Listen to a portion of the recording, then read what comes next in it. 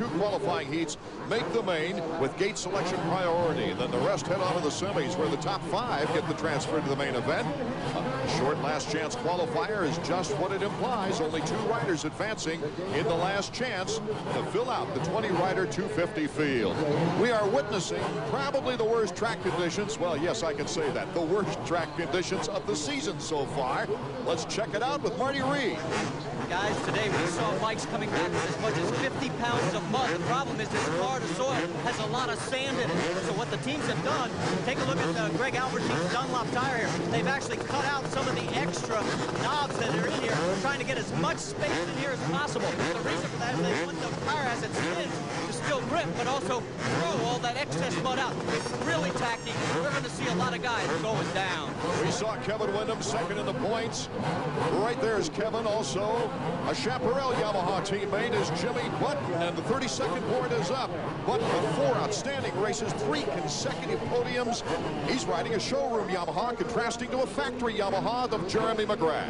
My bike's great. Everyone at Chaparral's been doing a great job on you know, my motor and everything like that, and my suspension is factory suspension, so you know that's a big important thing as well. But I mean, I think our bikes are maybe you know, a little bit different, but not a big giant difference. And I think I'm riding well right now, and as everyone knows, Jeremy's riding great. So I don't think it really plays, you know, as big as a factor as maybe some people would think.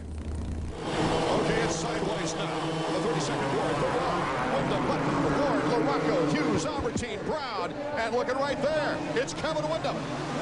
Kevin Windham, along with Mike Craig. Michael Craig coming back to his victory track here in Tampa in 1994. Coming off an injury in 2nd place, Michael Craig following Windham. Off to a great start here. But still, it's a birthday present for Kevin Windham, getting that hole shot in the first corner. Narrows right down. It's full of mud. You got to get there first to stay out of trouble. Albertine battling it out with Caton. Mike Caton for 3rd. And coming up behind him is Jimmy Button, number 11. He's trying to battle around Craig Albertine. Greg Albertine, number 7 on the Suzuki right there. Great battle right with all these guys. They've got Steve Lamson in there, Ryan Hughes, and now Larry Ward starting to work his way up. So that's shaping up to be a great battle for that final transfer spot. LaRocco went down. He's dead last. Button gone down as well at the beginning of this whoop section. Ryan Hughes going down. They're dropping everywhere. Marty was right. We're going to see a lot of that today on this track, David. Well, it takes so much energy just to make a lap. Your feet stick in the mud. Guys walking around out there losing their shoes. And so Windham and Michael Craig and Greg Albertine, and now Jean-Sebastian Waugh, who last week raced for Tricani Kawasaki, now is on his own here today, is in 4th. But he is being pursued by numerous riders, including Caton. Just behind this battle, Larry Ward, Ryan Lamson there going to the outside, almost went off the racetrack, jammed on the brakes, just kept it up there. That could have caused him to go to the semi. Kevin Windham, Craig, Albertine, Waugh, and Caton are top 5 right now. Remember, only 4 get the transfer to the main event. We've got some big names behind them, like Larry Ward, number 4, Team Suzuki. He's tied for 5th in the points battle, trying to move up and not have to go to the semifinals, and it takes a lot of energy to run both the qualifying heat and the semis to get into the main here. Yes, it does. It'll give you a chance to get the track a little more dialed in. It's going to change quite a bit tonight. Ward and Lamson battling it out of the woods. Haven't made that mistake. He's definitely moved up. Moved by Waugh, who's gone down at the end of the whoop section. So Ward moves up 3 spots in the last few corners. So now Ward has his teammate Greg Albertine in front of him. You can see Larry as he went off that jump. He looked over to his left to see who else he had ahead of him. You can see up there to Craig and Albertine. Michael Craig running all alone, along with Albie in back of him. Number 7, Team Suzuki. Michael Craig looking very impressive in this mud. He usually likes that hard pound. I remember him talking about the mud in Dallas last year, saying it's gnarly out there. Ward going off the track, slipping back a couple of positions. And so let's review it now. We've got Kevin Windham, who's looking loose as a goose in this mud as he goes through the whoops. Next, it's Craig, number 13. trying to catch up with him is Greg Albertine. Lamson is now in 4th. It's just amazing to watch the best riders in the world work their way through that whoop section all over the track, feet off the pegs. That's how hard it is out there. And the other thing, too, is the vision is always a problem in the mud. But out here with the conditions so slippery and so unpredictable, just trying to find a good time to reach out and pull that tearaway and get better vision. It's tough. Sometimes you have to ride 2 or 3 corners and you barely see it all. Now Lamson. Lamson down. So anything can happen here in the qualifying round. There's Button, number 11. Well, just when you think you make a mistake, go down and lose your chance. A couple laps later, you pass all the guys that got by you when you were down. It changes drastically out there from corner to corner, really. You don't have to wait a lap. Well, our leader, Kevin Windham, hasn't had very many problems. Here is Michael Craig and Greg Albertine go at it. They change positions. Greg Albertine now in 2nd place. Will this order continue? We'll find out when we return to our first qualifying heat. The qualifying heat from Tampa, Florida. Kevin Windham is our leader with Albertine in 2nd place. Michael Craig in 3rd. Larry Ward back up to 4th. And Ryan Hughes has moved into 5th. Windham, quite a story, that's for sure. As we see Albie going by. Albie's had a difficult season. That's Jimmy Button trying to restart that Chaparral Yamaha and get back up again and going. That's his 2nd trip to the mud. Well, he's having his problems for sure, but the last couple of times he's been to the semi, he's gone out and finished on the podium, so I don't think he's too concerned about it. The mechanic probably is. With less than 4 laps to go, here's Kevin Windham. Let's check out our leader right now on the Team Yamaha. He's been the most consistent rider with the exception of McGrath on the Supercross circuit this year. The only rider to finish in all single digits. He's just cool as a cucumber all the way. He doesn't seem to be impatient, maybe like Luska's shown us in the last couple of rounds. Right, you can definitely see how desperate Luska's riding. He's so aggressive out there, where Kevin seems a little bit more patient and willing to accept a 3rd or a 4th. Ward has moved into 3rd in front of Craig. Number 4. It's allowed him to pick up 2nd place in the series, and I talked to Kevin, and he feels like a lot of his bad races, a lot of the races where he didn't charge and ride as good as he thought he could, he was behind him now. So after leading last week a little bit, I think he's got a little step closer to being able to challenge McGrath for the win. Are we going to have a great semifinal battle way back? Button, Larocco, and Lamson. It doesn't look like they have a chance to qualify as we check out Larry Ward, currently in 3rd place. Larry's been looking impressive lately. Let's go down to Marty. Yeah, guys, I don't know if we can give it any kind of credit because of the track conditions, but Suzuki has come out with a new motor this week. Talked to the guys that they ran in practice over the week, and they said we got more mid and high-end power band. So obviously right now they're running 2nd and 3rd with Albertine and Ward, but I can't tell you if it's because of the power or they're just being able to stand up. Ward in his last 4 races, a 4th, a 5th, a 2nd, and a 4th, and that turnaround came in Seattle when they made some radical changes. I think about 10 millimeters on the top side of the fork. Well, Larry wanted to change the riding position of the motorcycle. And felt like the front end was diving down too much, so he extended the fork legs out a little bit, had a good performance, and from there on, I don't think he wanted to mess with it much. Now, what you're looking at is a combination of, yeah, they've got more power. That's going to work for these guys. They've got them off the starting line, which is important. But also, Albie's a good rider in the mud. 3 world titles. He encountered plenty of mud during that run. Larry Ward's a good mud rider. 107 lap times. Not bad for those horrendous conditions and ruts. A lot faster than practice. We were looking at like a minute and a half. So they've chopped it down quite a bit. The conditions have improved, but certainly Kevin is setting a comfortable pace out there. He could probably go a little faster, but why do it? Why take a chance? 2 laps to go. This could be his 2nd heat win in a row if he can hang on. And I was really impressed with the way he rode practice. I mean, in the worst conditions, he never really made a mistake. He just was feet on the pegs out there, riding around with no trouble at all. Michael Craig still in 4th. That's the bubble as we come up on the white flag lap. Kevin Windham takes the white flag. 1 lap to go in our opening qualifying round here from Tampa, Florida. He's about 8 seconds in front of Greg Albertine in 2nd place. Then it's Larry Ward in 3rd. So Team Suzuki, as Marty pointed out, boy, they did something right here today. Definitely going to not have to worry about everybody going to the semi like they have been. Ward has been riding better lately, but still a lot of those guys having to go to the semi. 2nd week in a row, Kevin's got it under control. I think he's comfortable in these conditions. It seems like he's been relaxed all day, and that's the key to riding the mud. If you go out there and you try to be all careful. Hughes was in 5th, and he goes down. Mike Brown, number 100. You have to find that balance. Watch Hughes go out. He was the first one onto the track. He attacked it. He went off the track. And I watched Emmett go out there and ride very cautious. He went down twice. Kevin seems to have that balance. He's somewhere there in the middle. Number 8, getting a little squirrely on his last lap. He's probably getting a little tired. Look at those ruts. Whoa! Let's keep our balance. Great shot there. Him working that front end. Keep the front end up out of those ruts. Tough to do with all the wheel spin. Kevin Windham, his second heat race win in a row. The confident young man from Team Yamaha. Marty's headed to the podium to get the lowdown from Kevin. Coming up next. Prepare to be amazed during the HBO and Cinemax. The ruts are definitely getting bad. They worked it just a couple heats ago for the 125 class, so it's definitely tough out there, and it's going to be a struggle to stay on two wheels more than speed or more than anything. I'll go take a break. We'll see you in the main.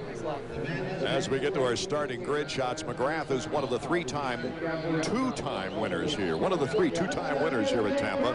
One interesting year was 1994 when Jeremy was dominating everyone, racing for second, actually, were all the other riders. And Michael Craig, who was already qualified for tonight's main event, not only won that race, but had the gall to predict it. Yeah, that's true, because there was a lot of interviews out, and he was one of the guys that said that he could beat me, and he did at that time. I mean, he rode really good. So even number 2, Jeremy McGrath, was surprised, David Bailey, that Michael Craig could back up his words before the race. Michael Craig has not predicted victory here tonight, that I know of. Well, that would be smart, because he's been sitting at home for a while, and he's coming back off an injury, and looking at what's been happening lately with this guy here, McGrath, he's been pretty bold to come back and say he could win it.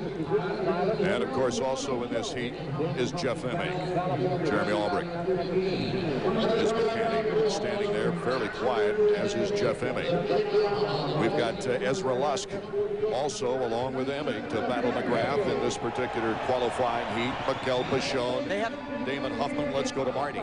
Yeah, guys, they're just firing the bikes down here, and I had a chance to talk to Jeremy McGrath during the 125 heat. I went up to him and said, well, Mac, did you learn anything? And he said, absolutely not.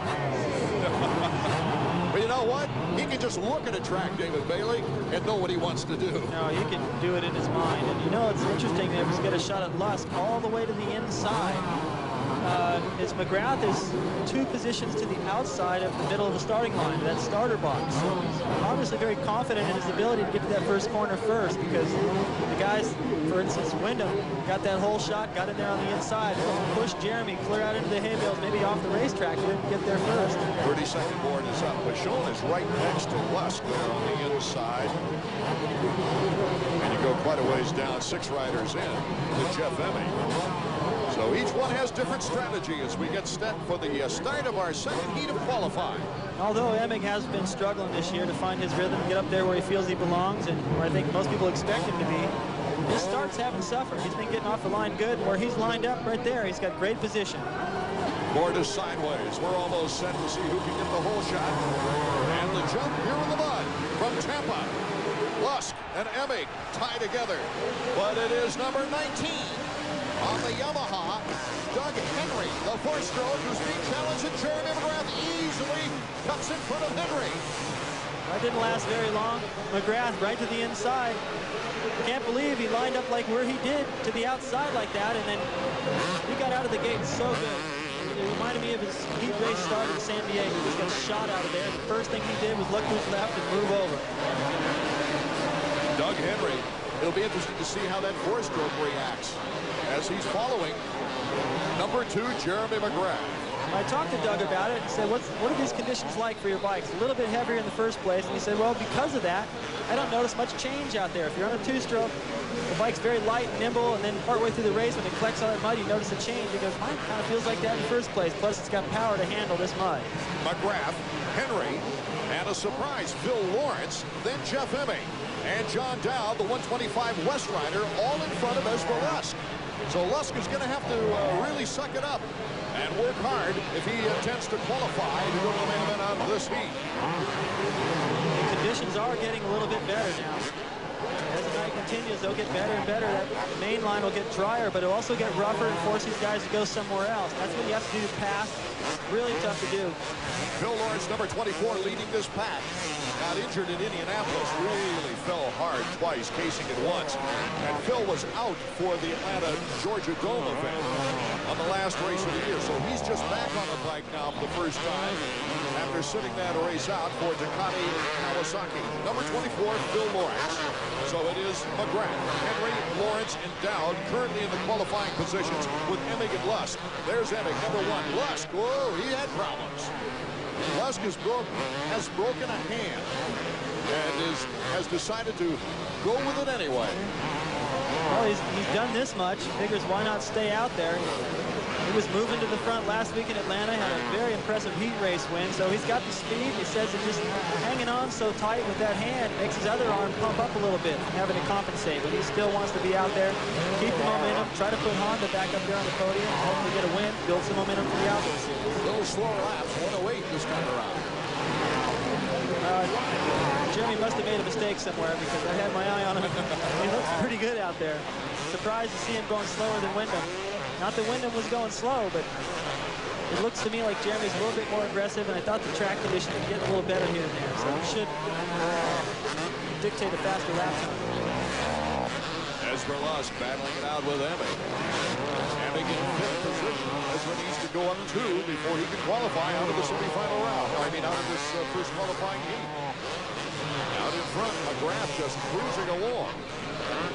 Has both some space on Henry, Lawrence, and Dowd. The start really making a difference. Craig and Wyndham off to a good start, going straight to the main, and here Jeremy McGrath and Doug Henry getting off first and second on their start. Looks like they're going to go to the main without any major problems. The checkers wave on our second qualifying heat when we return. Emig is destined for the semifinals.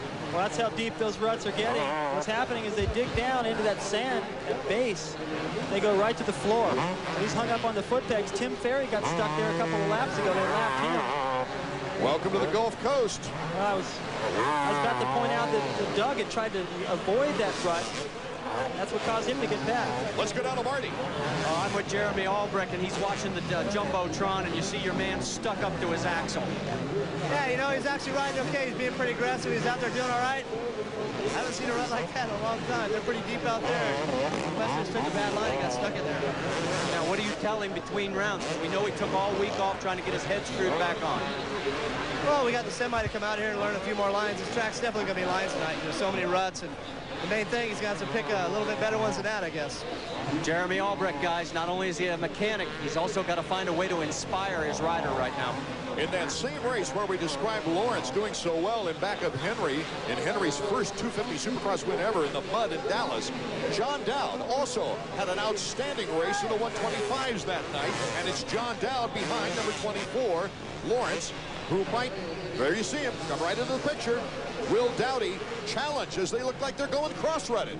Boy, they are just muscling it out. I'm really impressed with Lawrence right now because he's just not faltering, no mistakes. He's heading right down through this middle of the ruts, not getting off balance. Just feeling it tonight. I know he's ridden well in some of the races, but boy, he has really got it going tonight. McGrath is about ready to lap Jeff Emig in this heat race. He's losing time to Lawrence right now. McGrath, Lawrence, Dowd, Henry. In our top 4 positions, which means Lusk, Michonne, Emig, and the lights would go on to the semifinal round. Number 9 is John Dowd. Well, Dowdy is looking impressive. He's riding the 250s here and going down in the dirt. It's Phil Lawrence. So I spoke too soon. Well, he got up right in front of Henry now. Can he hold on and go to the main event? He may see Dowd do the same thing. This is one of those races where it's the smartest guy, not the fastest. You won't see Jeremy taking that berm much longer because it's starting to get so deep. You'll see him hung up the same way Emig was. Boy, it looks like a canyon. Here's the winningest rider in the sport, which is almost an understatement since he's won 59% of his main events in his career. White flag is about ready to appear for Jeremy McGrath. The white flag is out, and it waved as Jeremy went by. Now here comes Pichon. This is shaping up to be a great last lap. It is. His number 19 is Henry in 3rd, with Lawrence in 4th. Pichon, wanting to qualify from this heat, needs to get Lawrence to do so. on the final lap. Well, Lawrence knows that he doesn't want to be attacked, so his best interest is to go up there and challenge Henry. Put him in there between himself and Pichon, who's coming hard. Pichon caught these guys. He's a good mud rider, likes the ruts, had a good LA going, and pretty much the same conditions. Jeremy McGrath could pretty much fall down and still win this one. As he's taking another canyon, you just see there, very carefully. The photographer getting out on the track to take his picture. He got his eyeballs in that one. Goes McGrath. Henry and Dowd going at it. Henry to the inside. Dowdy takes the lead over Henry. It's Dowd into second place. What a gutsy, hard run for John Dowd. Jeremy McGrath, the checkered flag, wins another heat race after taking second in his heat in Atlanta. He starts another string of heat victories. Well, I'm sure that Marty Reed's going to have an interesting discussion with Jeremy McGrath about those track conditions and how he picked the successful way. Fun race. So you're not concerned at all then? No, lap times don't mean everything. When you're racing with someone, they don't mean everything. We're going to find out in the main event, guys. Got to tell you, though, this is the first time that somebody's beaten him in the, as far as lap times are concerned. We'll want to check out, or you will, in person, the second half of the Supercross season. From here, it's on to Daytona, then on to New Orleans. A week later, we head north to Minneapolis, then to St. Louis and Pontiac. Charlotte Motor Speedway next, Texas Stadium on the schedule, and then we round out the 1998 season in Las Vegas, which will also include the 250s, of course, the main event, the highlight of the show, but also becoming very popular is the 125 shootout, with the best riders from the East and West 125 regions meeting in Las Vegas for some big bucks. Art Ekman and David Bailey, if the qualifying heats are any indication, you know, McGrath and Wyndham 1 and 2 in the points, they were winners, but the mud is an equalizer, it seems like. It's awful conditions out there. I mean, it's not raining now, but the track is so bad. They're digging down to the floor, they're getting into some of the sand base, and line choice is very important out there, and you see some guys that are good mud riders that kind of sneak in there and give a few surprises where you wouldn't see that normally because you only got a couple mud races a year. Kevin Wyndham looked pretty smooth. He looked good all day in practice. He looked very relaxed. It's his birthday, maybe. 20 years old today. It only happens once a year, he said, but he sure seems relaxed, and he showed it out there by riding faster than Jeremy, in fact. On the other hand, in the first qualifying heat, David, we had a lot of big names going down. The list goes on and on. Lamson, Button, Rhino, Brown, Craig, LaRocco. Well, it's just amazing out there that if you don't get a good start, you're back there fighting to try to find your line, and there really are no good lines, and everyone hitting the deck because of it. And then we got heat number 2, where Jeremy McGrath just got the good start. Actually, it was a calculated start. He didn't just go bombing right out in front, but he made the move when it counted. Well, it was a gamble, I think, to start that far to the outside, but also a symbol of confidence in that bike to get out over the gate and know he can get out there and not get pushed to the outside in that first corner. And of course, getting bad starts, Pichon, Lusk, they're going to the semifinal round. But Jeff Emig, gosh, as we mentioned, the black cloud just won't get off that guy. Well, I feel sorry for him right now because I know he's trying everything. This week it was a new strategy, just go have fun all week, play a little bit of golf and do something else, and it seemed to be working. And then he got himself hung up in a rut. That line choice I talked about really bit him, and his bike went up past the foot pegs. So a lot of the big names we saw go down in our qualifying heats now have to get ready for the semifinals coming up next.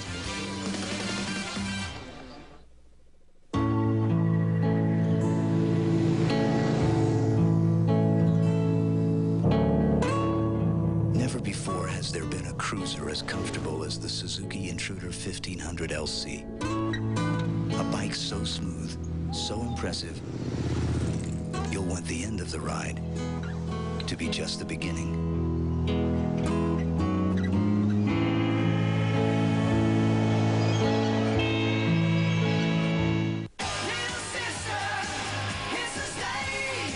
Fasten your seatbelts. This music's gonna rock you.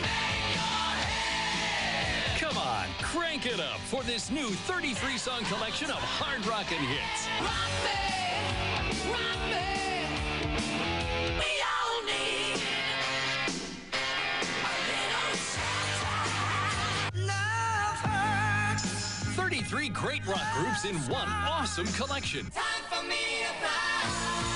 Crank It Up is not sold in stores, so order now. Don't tell me you love me. Don't tell me you love me. I'll be a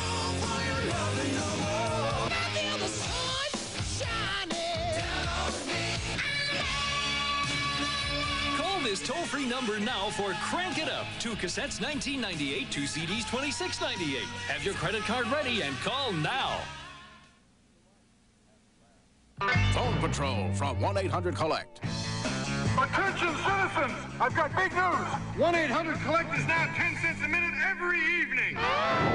Whoa, 10 cents a minute, that's cheap. Yep, 1-800-COLLECT, you'll save so much you can buy a new hairstyle, Sonny. I never thought collect calling could be so inexpensive.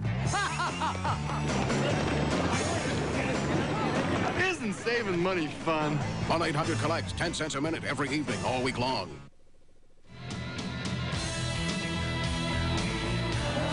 Craig's got the good position. Craig the hole shot, number 19 in the orange jersey. He gets bumped by Matasevich, 21. Matasevich takes it over. Now, Michael Craig out front.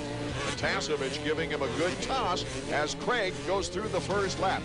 And Jeremy went off the track. When he tried to get back on, he hit swing and went down. Jeremy McGrath, here is a big, big event in this race. He is back in 14th place as Michael Craig gets a big break. All Michael Craig, number 19, has to do is keep it upright, ride his own race. This would be Craig's first Supercross win. He's always said, just let me win my first, then look out. So after a 6th, a 4th, a 9th, and a 3rd, Michael Craig has won his first Supercross, and he's inviting the mechanic Brian to hop on for that victory lap. And as we saw earlier, that 1994 race was even a surprise to Jeremy McGrath that Michael Craig pulled off the bold words and won that race. Well, David Bailey, the track layout really doesn't tell the whole story tonight, but let's take a look at the Suzuki track map. Well, basically what you got is mud. In the first corner, launches into a sharp, tight left-hander, right over a double into the first triple, which no one's jumped yet tonight. Then off to the right, you've got some more rhythm sections, another triple at the top of your screen. A lot of rhythm sections working their way back around into a whoop section. A sweeper into a final whoop section before you go across the starting line. And those whoop sections are a really tough spot tonight. A lot of the best riders in the country going down right there. A sharp left over the finish line jump for completion of a lap. There you see Steve Lapson, number 17, and number 11, Jimmy Button. Button, who's been on the podium the last 3 races, also had to go to the semifinal and won the semifinal round in those 3 races. Marty Reed? Well, the big story about Jimmy Button, he had a clutch problem in the heat race. They had a problem. He couldn't shift in through the corners. And, David, you can talk about the fact that you like to feather that thing if you're able to. He says it's working fine now. He'll make it 3 in a row if he wins this semi. Clutch is everything. We saw Jeremy McGrath last year at Indianapolis lose a clutch and drop from contention to 9th. One of his worst finishes of the year. There's Ryan Hughes getting ready, starting right next to the starter box. He's got a big gap between himself and LaRocco just to the inside of him. LaRocco, Roy, Hughes, Lamson, Button, Caton, Krein, Terlecki, Binkley, Frenette, Dubé. Those are some of the names, along with Michael Brown, Jason Thomas, and Chad Center, trying to qualify as we take a look at Mike LaRocco, number 5, getting ready. The board sideways, and they're off. It's number 10, Ryan Hughes, the first to the hole shot. With number 17, Steve Lapson in 2nd place. Jimmy Button already in 3rd, battling it out with Jean-Sebastian Roy. LaRocco is just buried in the middle, David. Well, he's back there, but he's still got everybody in sight. He's in contention, already picking up 1 spot. So if he stays where he is, he'll make it to the main, but he needs to pick up some spots to get a better gate position. Here comes Jimmy Button. Button moving into 2nd place in front of Lamson. Now is putting the challenge to Ryan Hughes. Ryan Hughes, number 10, Team Kawasaki, number 11, Jimmy Button. As we mentioned earlier, it's on a showroom bike with lots of little trick things, especially suspension. Not quite as special as Jeremy's bike, but still able to get the job done. He's led some main events. Has yet to pick up a win, but he's definitely getting closer and closer. LaRocco already in 5th. And remember, the top 5 advance to the main event. There's LaRocco behind number 80, Jean-Sebastian Roy. But Michael Brown, number 100, is right on LaRocco's tail. There's Button, number 11. Ryan Hughes, our leader. Only 5 bike links back is 2nd place. And there's Roy and Steve Lamson. Lamson, his first race back was 4 races ago. He's coming off a broken collarbone that was suffered before the season opened. And really, he's just regaining his timing and his strength back. Right, and a 5th place on the year is his best finish. Decent ride. Last week struggling a little bit, but here having to come from the semi, as a lot of the best riders have to do. He can put it all together for the main event. That Honda's got plenty of power if he gets it up, hooked up right off the gate, gets a good start. We've seen the guys that have gotten good starts stay there. Jimmy Button right on the back rubber of Ryan Hughes, but is being very cautious, picking his spots carefully. Well, Ryan, especially in the conditions where they are out there, Ryan is not always the most consistent guy, very aggressive, a lot like Button. So he needs to take his time and not get in there and bang bars with a chance of both of them going down. It wouldn't surprise me if you see him go by approaching the triple. See these guys start jumping the triples. No one's done them yet tonight. 103.8 lap time here in the semifinal round. Lamson, number 17, and Waugh gets sideways there. He controls well, Jean-Sebastian Roy. Waugh. I'm sorry. That's a hard one. Waugh. We've been saying Roy for so long, he actually likes Waugh. Yep. He's got a lot of pressure. French-Canadian. Right now, LaRocco's breathing down his neck, as is Button on Ryan Hughes. Ryan Hughes still holding on to the lead. Number 10. This kind of pressure just wears on you. The track's tough enough. Then you got a guy just breathing down your neck, and Button definitely is aggressive. He won't leave you alone. Hughes, Button, Lamson, Waugh, and LaRocco is our top 5. And those 5 are in good position right now to qualify for the main event. Oh, Ryan Hughes got that front wheel stuck. It looked like he might have even cross-rutted a little bit, but he's still in the lead. Will he be in the lead when we come back?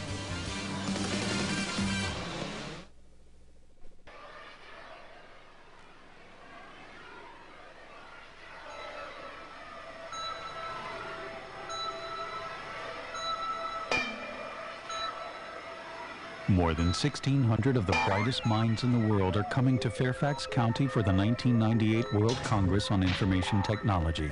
The insights they gain here could change our lives forever. For details, stay tuned. Or visit our website. Hi, I'm Arlen Black. The same artist that painted our Sweetwater Dolphins painted these.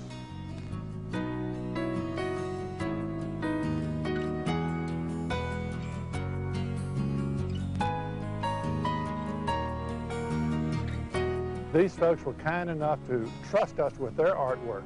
So why don't you bring your masterpiece on down and let us splash a little Sweetwater on it, make it feel good. 1997, what a year for the sport of Supercross. The 97 Supercross Series, bar to bar. And the season is underway. From LA to Vegas. McGrath is down, and he's under the bike. All on one video. Doug Henry wins his 2nd Supercross. In the best year in history. You can expect a lot of fire. Go behind the scenes and on the track. Albertine through the timing section. The most wicked crashes. We pulled up by Emick. Bone-crushing excitement. You want to know who got the whole shot? You call 1-900-PRO-RACE. The best riders in the world. Get bar to bar today. Call for your copy at 1-888-659-RACE or send a check or money order for $14.95 plus $3.95 shipping and handling to Bar, care of Pace Motorsports, 477 East Butterfield, Suite 400, Lombard, Illinois, 60148. Welcome back to Tampa, Florida. Art Ekman, David Bailey, and Marty Reed. Qualifying action for the 8th round as Waugh goes off the track. Jean-Sebastian Waugh off the track, and so everybody moves up a notch. LaRocco now into 4th. It's still Ryan Hughes, our leader, here in the first semifinal round, with Jimmy Button in 2nd, Lamson in 3rd, LaRocco, and then Waugh getting back on the track. Waugh's in the bubble right now. If he loses a spot, he'll be going to the last chance qualifier, and he's not off the hook. Mike Brown is caught up from a bad start and is all over him. And look at the battle now between Button and LaRocco. I should say Lamson. Lamson, number 17, trying to put the heat on Jimmy Button, number 11. The Chaparral rider in a battle for 2nd place. 3 riders. Bang, bang, bang. 2 laps to go here in our first semifinal round. And Hughes, who's been battling injuries most of the season, coming off a 7th place at Atlanta, continues to lead. Let's go to Marty. Guys, one of the things I've noticed down here, these are the fastest lap times we've seen all night. They regroomed the track after the 2 heat races, but we're turning laps at 103.9, 104.8, and that's 3 seconds quicker than Wyndham did back in heat number 1. Law goes down, number 80. LaRocco has moved in front of Lamson as well. So we've got Rhino, Button, LaRocco, Lamson, and Brown now in the qualifying positions. LaRocco sure rides good in these conditions. Rhino putting in a great ride with 1 lap to go, but LaRocco still got a chance to get around Button. White flag just waved, and right now, here's the battle for second place. Jimmy Button, along with Mike LaRocco.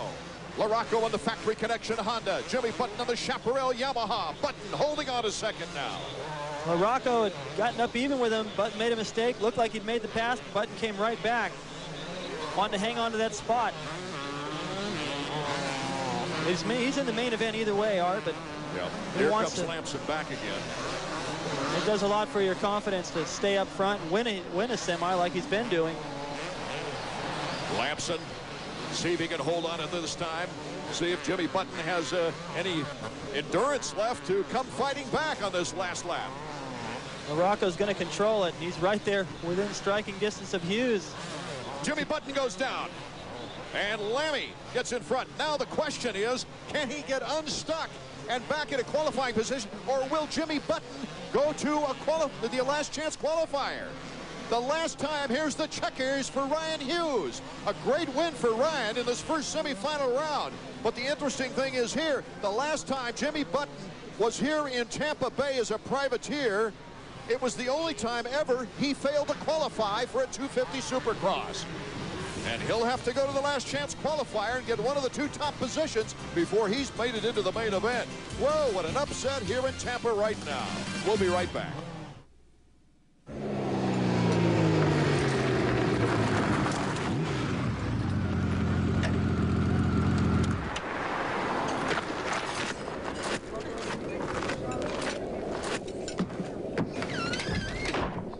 Hey, listen up. Honda dealers are offering 5% financing and no down payment on all new Valkyries.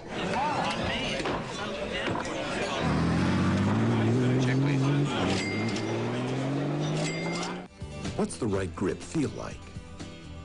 Should you use the same club on every chip shot? The answers are in Golf Digest. No matter how well you play, you'll find tips and advice that will dramatically improve your game. Guaranteed. Want to know where the slot is at the top of your backswing? Or if you're good enough to carry a 4-iron, subscribe to Golf Digest. 12 issues are only $19.77. You'll also get our video. Hit it longer and straighter, free. Call 800-247-3900. That's 800-247-3900. I'm the coach. This is the NCAA tournament. Double snap! Double snap! The pressure of the tournament is intense. Red! Hands up! Kelly, back up!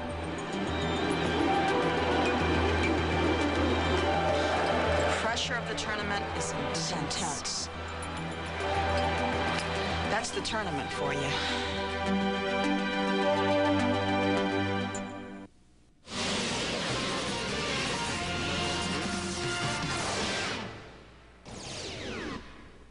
Will history repeat itself? Jimmy Button here in the semifinal round. Watch him.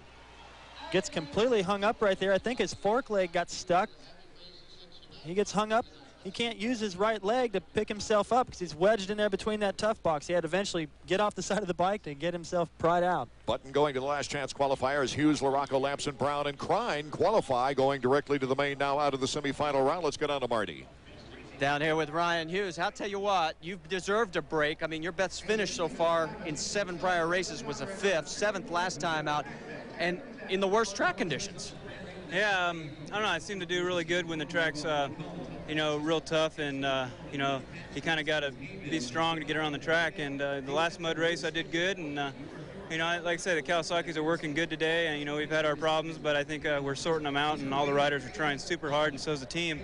And we're trying to figure out, you know, what's going on. And, you know, I've been training real hard. And, you know, I think tonight, you know, I felt really good out there. And, you know, tonight could be the night. And hopefully, you know, I think everybody else has a win except me. So hopefully tonight's a win. Well, you know, you were 4 seconds a lap quicker than Wyndham, and he was the quickest in the 2 heat races. You were at 103. Yeah, I think the track is drying out a little bit. You know, I think it's getting a little better, but you know, I felt really good out there. I felt really smooth. I was hitting all my lines, hitting everything really good, and you know, that's probably why I was a little quicker that time. We'll see you in the main. Thanks a lot. Ryan Hughes' teammate. Number 1, Jeff Emig, here in the next semifinal round. He's the biggest mystery of 1998. The defending champion finding himself without a win and slipping each week. It's not anything other than just, you know, right when I get on the bike, which is the most frustrating part, because that's when everything else is bad. I've always been able to just get on the bike and get the job done. So it's, you know, it's a new step in my career, a new challenge for me, and I've accepted the challenge. You know, you see me each week, I go out, I get the whole shot, you know, whatnot, and I try my best. I admit, I've had the most embarrassing races of my career. I mean, even as a kid, looping out off the start is not as embarrassing as what I've been doing the last 4 weekends, but once again, I turn around, I try harder this weekend. Here in the second semifinal round, Jeff Emig waits along with his mechanic, Jeremy Albright. Look at that starting line, too, just packed in mud. They're not allowed to bring the gardening tools down there and make it all nice. What they can do with their feet is about it. And it really changes the way guys get off the start. Guys that are typically used to getting good starts or even bad ones are coming out a lot different depending on where they start because of the mud. Long shot on Team Kawasaki's Damon Huffman trying to make the main event, number 15. So Pichon also in this particular qualifying. A lot of good name riders looking for the top 5 positions anyway to get to the main event. Let's see who does it. Just about set, and they're off. From the outside, Pichon and Lusk with great starts. Pichon, as it looked like they rubbed just a little bit. Pichon taking over the lead. Lusk right there. Keith Johnson in second place, or third place now, behind Lusk. And Emig sitting in 5th place right now, watching his teammate pick up a spot. So he's in the main if he can stay where he is, but I'm sure he'd like to move up. Damon Huffman is battling it out with Keith Johnson of Plimpton, Maine. Pichon had put in a great ride in his heat race, just 1 spot short of making it to the main. It's Lusk playing it cautious, but riding a lonely second place. And then it's Johnson, then it's Huffman, and then it's Emig. I think the track is going to change even more before the main event, but still, as much as you can learn, there's another rider getting stuck. Lance Smale breezes by number 34, Amaratio. That's the same corner where Button had his problems. And out front, Pichon is just wheeling through the whoop section. He's looking super, and this is probably good for Lusk to have him to watch and learn from. I don't know if Marty's got his galoshes on or not, but it looks awful misty in the lights up top here. I don't know if it's misty down on the floor of the stadium or not, as we see Pichon down below. Marty, what is it? Well, guys, actually, it's the humidity, the dew point. We're starting to get fog rolling in down here, and by the main event, it could really sock in the way it's starting to go. But I have hip waders on. That's how deep the mud is. You ready to call play-by-play from the ground floor with the fog? Well, if we have to, you know, we've survived every other element that the El Nino's thrown at us. Yeah, Tony Berluti writing his message down for Mikel Pichon, who's now leading the second semi-semifinal round.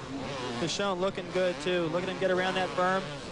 Barely just dabbing a little bit right there with his foot, feet on the pegs. And the conditions are a little bit better than what we saw earlier, but he's got great balance out there right now. Suzuki leaderboard, and these top 5 now in qualifying position. Can they hold it?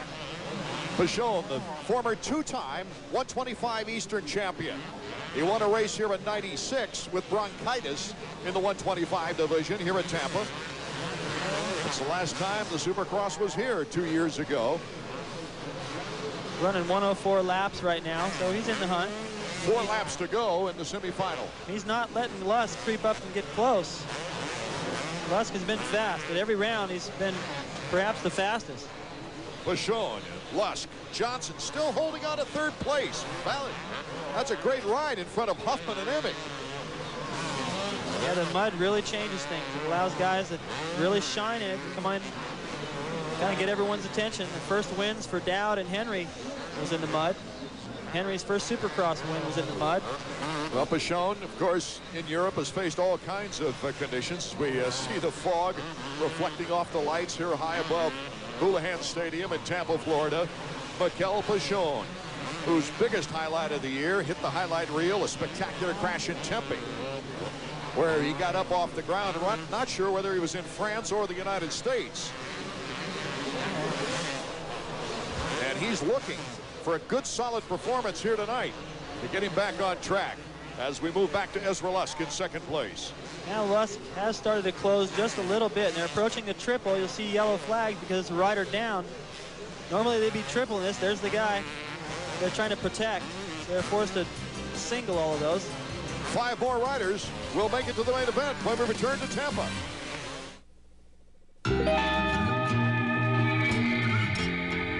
Take everything you ever knew about cruiser motorcycles, everything you ever learned from your older brother, your friends, biker movies,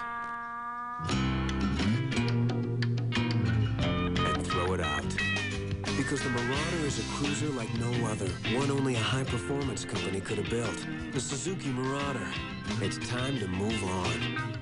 Every week, Barron scours the investment world for growth opportunities. With comprehensive coverage of stocks, bonds, mutual funds, everything that could affect your finances. Subscribe with your credit card now and get 17 weeks of Barron's for the price of 13. That's 4 more opportunities to turn money into wealth. Get 17 weeks of Barron's for only $39. That's 4 weeks free. Call now, toll free, 800-228-8300. That's 800-228-8300. Don't miss a beat of the heart-pounding, heart-breaking action. Act now and watch over 100 Major League Soccer matches you can't see anywhere else. To order MLS ESPN Shootout, call DirecTV at 1-800-GET-SPORTS. As the fog settles here in Tampa, off the Gulf of Mexico, Mikel Pichon is leading our second semifinal round. It's Pichon, Lusk, Huffman, Johnson, Emig on the bubble with Smale right behind him. This race isn't over with yet as far as qualifying, even though we've got only 2 laps to go. There's Huffman still holding down third. Trying some different lines out there. Look at Lusk. Lusk cuts in front of Pichon. And here comes Pichon. Back and forth we go. Lusk casing it a little bit. Couldn't get the power. Couldn't get the drive out of the rut to make the little bump. That's what helped Lusk make the pass in the first place. Pichon had made a mistake. You make a lot of mistakes per lap out here. So you just try to stay close. You try not to follow anybody directly. If they make a mistake, especially in a rut like we saw happen to Emig earlier. If anybody had been in that rut behind him, they'd have been stuck there too. White flag. Final lap. Let's see what can happen now as Pichon, Lusk, and Huffman, 1, 2, and 3. Johnson holding on in front of Emig. Smale still in 5th place. This time, it's taken a couple of seconds off that last lap. Picking up the pace. Pichon still riding good, coming through the corners, keeping his foot elevated high right there. Doesn't have to dab the ground. Once your foot hits the ground and gets kicked back, everything else. Here comes Lance Smale. He's bar to bar now with Emig for the final one. And Emig finally eases up in front as we take a look now at Pichon, our leader. Still holding Lusk back there. Looked like Lusk may have made the move, and that was that. But one more mistake. Let Pichon get back in there. These guys are riding about this dead even pace. Emig is getting the battle of his life for the final transfer spot. Pichon has got some lappers in front of him. Lusk goes to the inside. The checkers will wave for Pichon. Let's check it out and see what's happening in that Emig and Smale battle. Emig just in front of the KTM, number 77, getting a bad turn on the inside rut. So it looks like Emig will capture that final spot to the main event.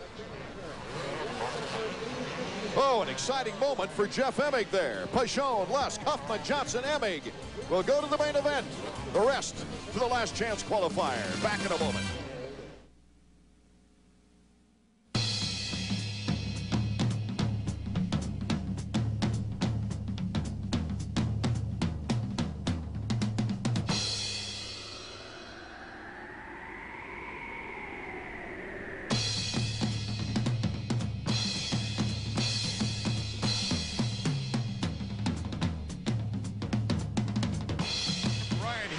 Is headed toward his finest finish of the year.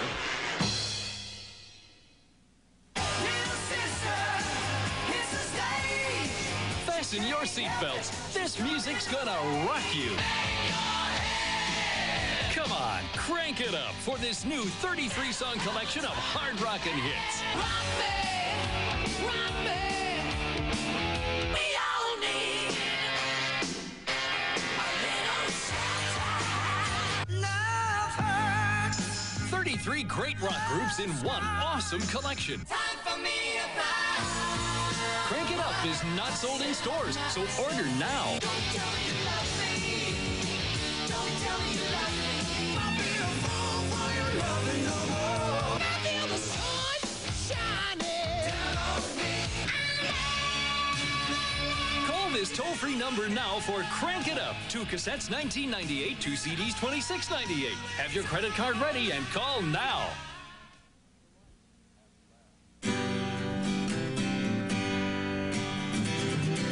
Of all the roads you can travel in America, there's one that we at Honda are kind of partial to.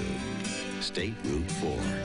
It takes you to Marysville, Ohio, the place where we build the Honda Goldwing, the finest touring motorcycle in the world.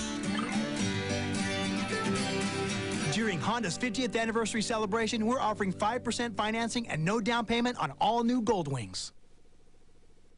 As the track dries out here in the semifinal round, the second semifinal, watch the tight action for first place. Ezra Lusk, number 3 of Team Honda, battling Team Suzuki's Mikel Pichon, number 16. Well, Ezra sets up a great pass by jumping that double into the corner, catches Pichon by surprise.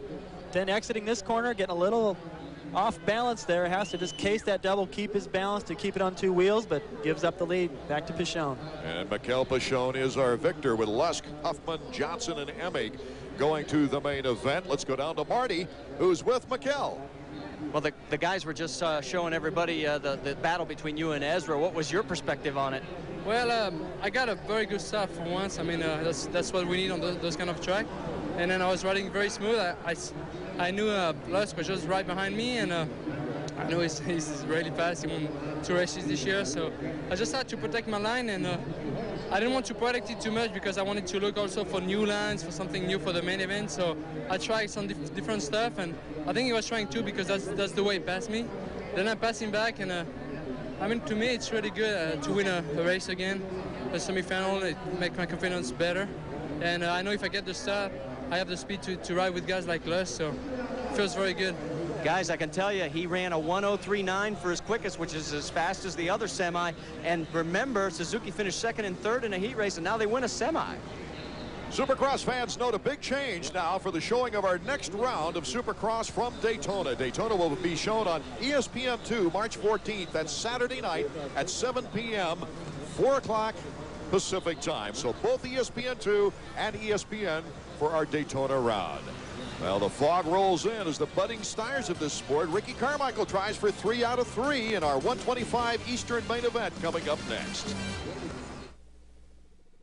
Saturn Corporation wants you to know that really nice people build our cars, but your local Saturn retailers in Sterling, Fairfax, and Manassas want you to know we have great cars. Yep, it's true. We are the happiest car owners in the industry. Because the nice people who build them do a great job. And it's a fact that it actually costs less to own a Saturn. So visit us soon in Sterling, Fairfax, and Manassas. Now lease a Saturn SL for $99 a month. Stop by for more details and to drive the great cars at Saturn in Sterling, Fairfax, and Manassas. Russia, now a free society where anything can be bought, even the unthinkable. The guy got away with a bomb. Will not take action without authorization. Boom. Get me authorized. George Clooney, Nicole Kidman. We have a weapon of mass destruction coming into the United States. Take the shot. Shoot him. Take the shot. The Peacemaker, rated R. Rent it tonight at Video Den. Sports Center does take its toll. For Kenny Mayne, I'm Dan Patrick. Good night. Clear. Once we finish a show, we do it all over again for the overseas markets. No hands, forget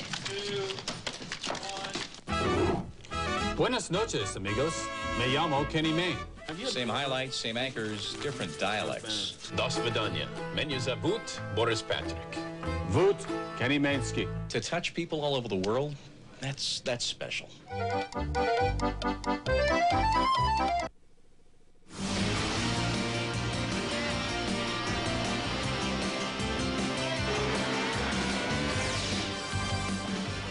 While we were away, the 250 last chance qualifier took place, and Jimmy Button and Jean-Sebastian Waugh became the final two qualifiers for the 250 main event. And right now, Ricky Carmichael circling the track, taking a look at what it looks like since the last time he saw it.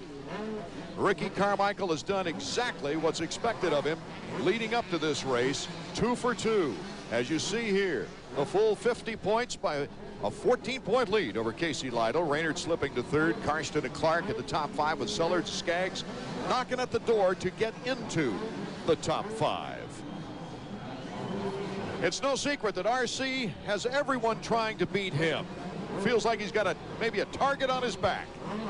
I just should put a target on my bike instead of number 6, you know, because everybody, they don't care who or what's in second. They just want to beat me, you know, and it kind of sucks at sometimes, but I don't know, it's good at other times knowing that everybody wants to beat you and that you're lucky enough to be the guy that they want to beat. You know, you could be like a 6th or 7th place guy that are just in the mix, and it feels good, but it also kind of isn't good because they're always out to get you and to do anything to beat you.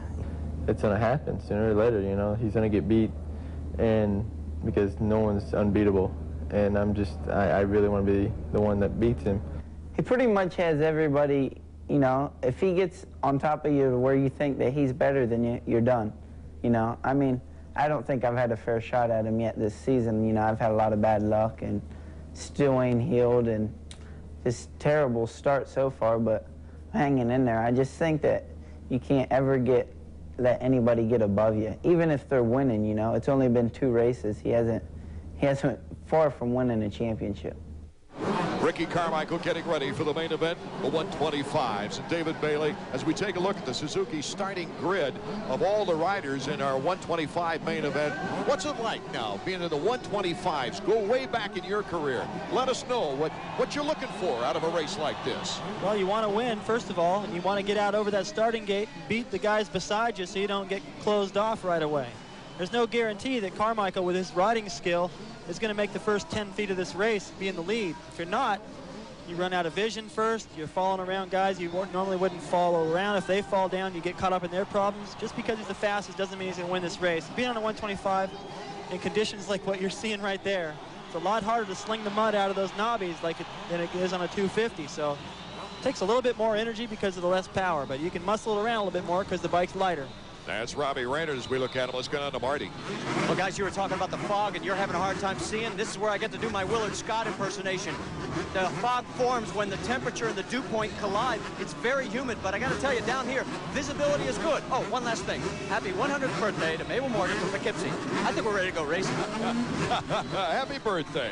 Last time a 125 East rider won 3 in a row was Pashone in 1996. Can Ricky Carmichael get the good start that's necessary? They're off and going. The 125 main is underway. Look at Ricky Carmichael. No one around him right now as he takes off. Robbie Raynard, though, close in second place as they go to that turner. Robbie Raynard, oh, what a move. Will this be like the first race of the year, the 125 East, where Robbie Raynard and Ricky Carmichael went back and forth, back and forth. In fact, Robbie Raynard led 5 laps mid-race over Ricky Carmichael before Carmichael came back. This is beautiful. It's exactly what Raynard had to do. Get in there, attack.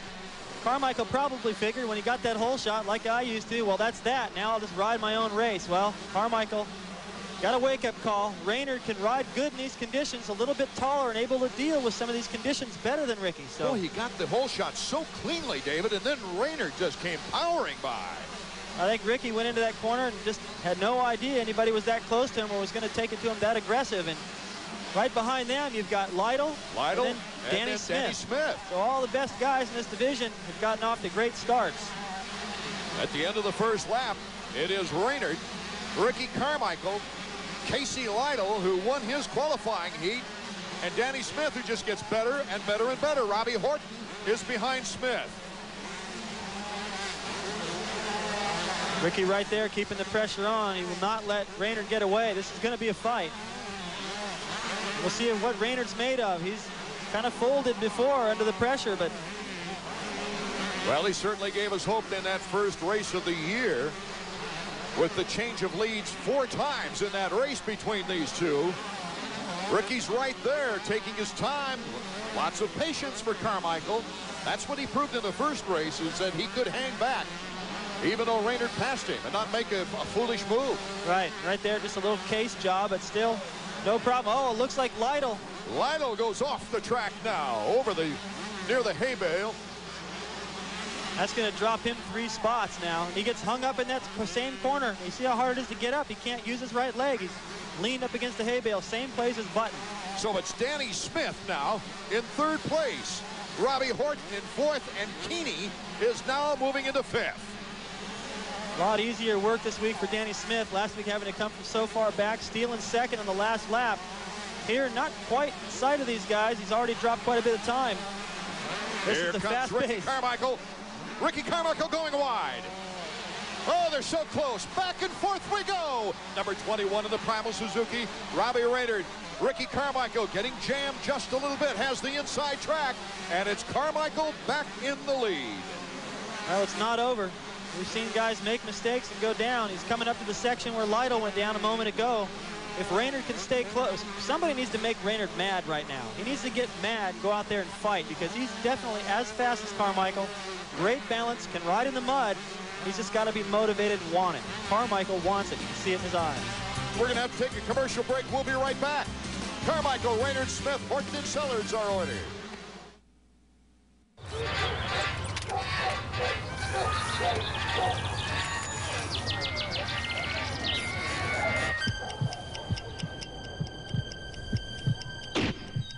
Suzuki has completely restyled the Katana 600 and 750, from their dual halogen headlights to their 4-into-1 stainless steel exhausts.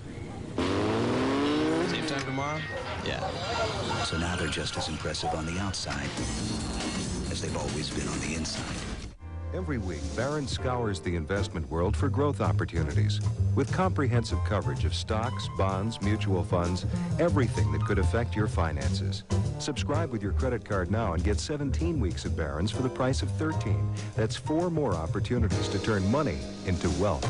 Get 17 weeks of Barron's for only $39. That's 4 weeks free. Call now, toll free, 800-228-8300.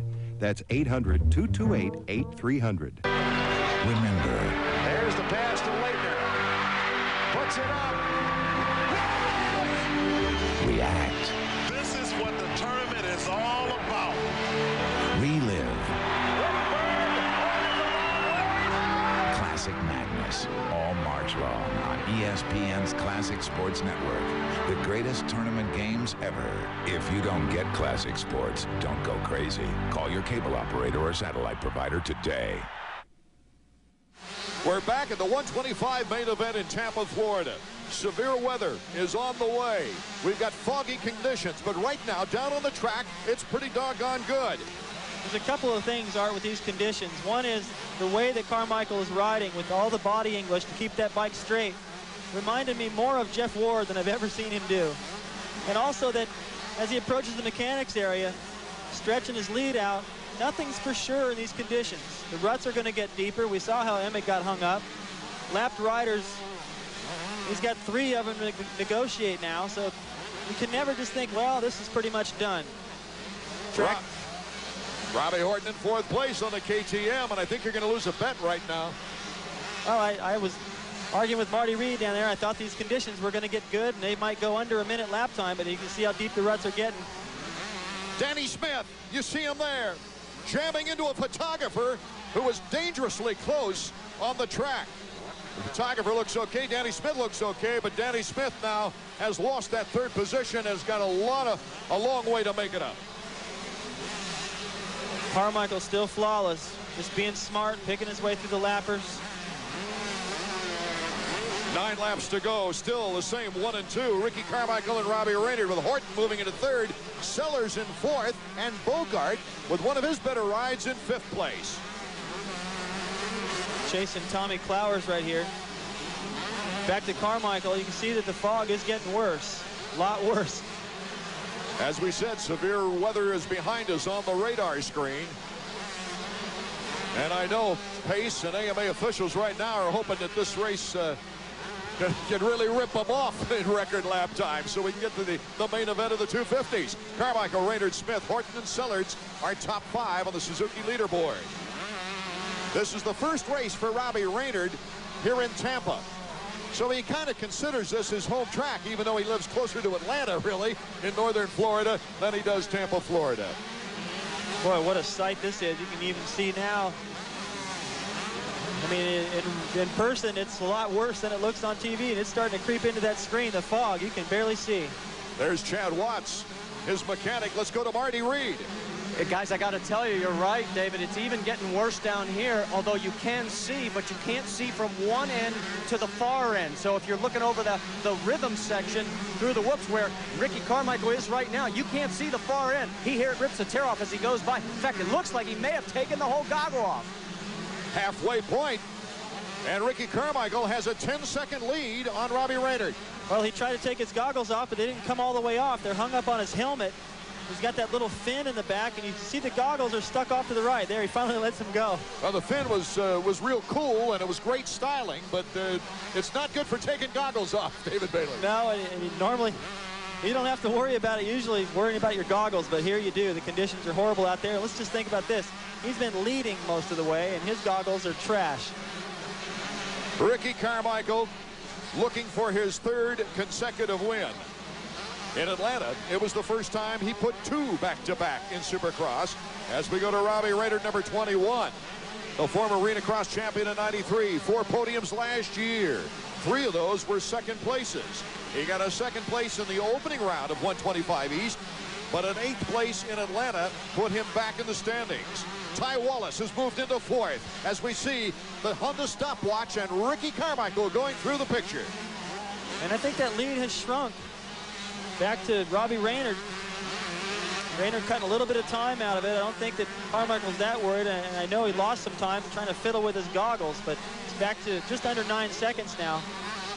8.9 to be exact. Yep, Raynard closed a little bit, and that will fluctuate a little bit with lap dryers, but he did lose time trying to get rid of his goggles. Now he can't see as good, so it'll be tougher for him from here on out. If Raynard's got goggles, that should help him, and he'll close the gap a little bit towards the end.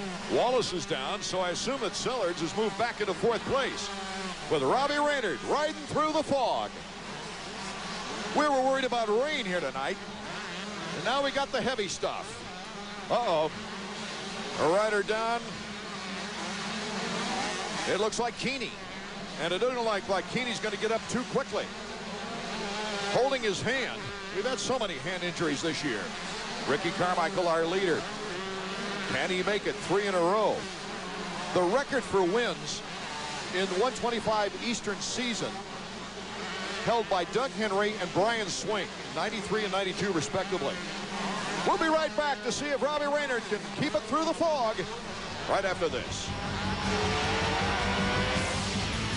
AMA Supercross is being brought to you by Motorcycle Mechanics Institute. Quality training for the motorcycle industry.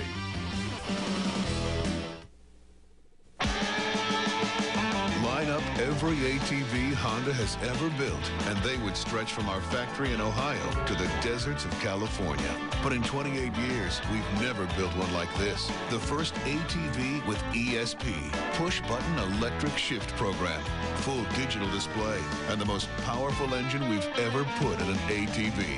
The Honda Foreman ES. We've just added something new to a very long line. Hi, Chuck. How's business? Okay. Hey, what's on your screen? QuickBooks accounting software from the makers of Quicken. Yeah, I really don't have time to learn new software. If you can write a check, you can use QuickBooks. Answer a few questions and it tailors itself to your business. Create invoices like these. It has accounts payable, accounts receivable, payroll, and inventory, and over 60 customizable reports that put you in control. I'm going to try it. Nothing to lose. Call 1-800-344-8300. Ben Franklin discovered electricity in the sky, but he didn't know that it could be found on ice. He never watched hockey, and now he's dead.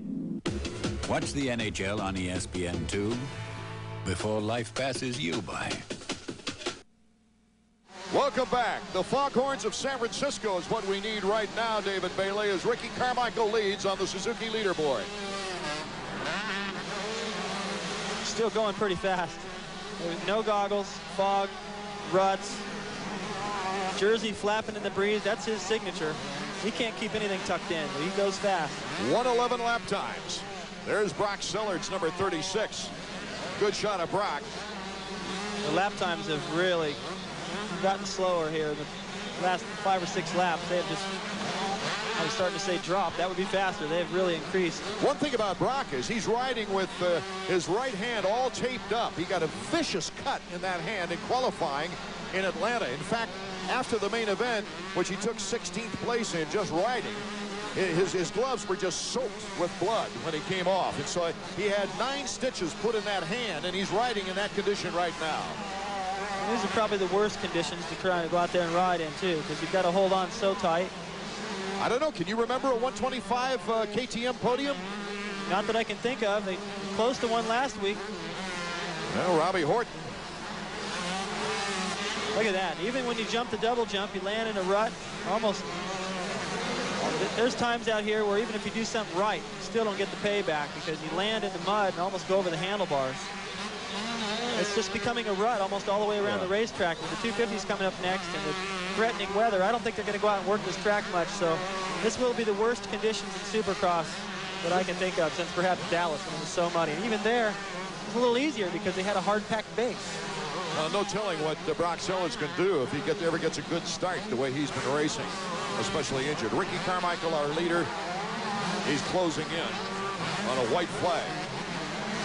He's going to come into a little smoke screen there. Maybe somebody's bike overheating. Casey Lytle in 5th place. What a remarkable comeback he's had after going down. Lytle in 3rd place, crashed. White flag is getting ready for our leader, Ricky Carmichael. It is waving for the Pro Circuit rider, Ricky Carmichael. One more lap. It's waving for Carmichael, who's only about 50 yards behind Lytle. So he has lapped that far into the field. So Ricky Carmichael, whose most exciting race of the year actually has been a qualifying round last week. When he went down, was in 12th and came back to win it. He is just amazing, pulling away. Raynard's still riding a good, strong race, but Carmichael is in a class by himself. We keep saying it, sounding like a broken record, but he is lapping Casey Lytle right there. And he's up to 6th place on his lap around. Now he's up to 5th place with the passing of Lytle. Well, the 250s are going to have to get those little swing lights like Jeremy McGrath had above his helmet once in Anaheim. Remember that? That was a great helmet, tail light. And that's all anyone saw, too, his tail. Blinking tail lights. About 100 yards to go for Carmichael. Ricky Carmichael on way to his 6th career 125 victory. Ricky Carmichael. And so Ricky continues to dominate this 125 East. 3 wins in a row with Daytona coming up next week.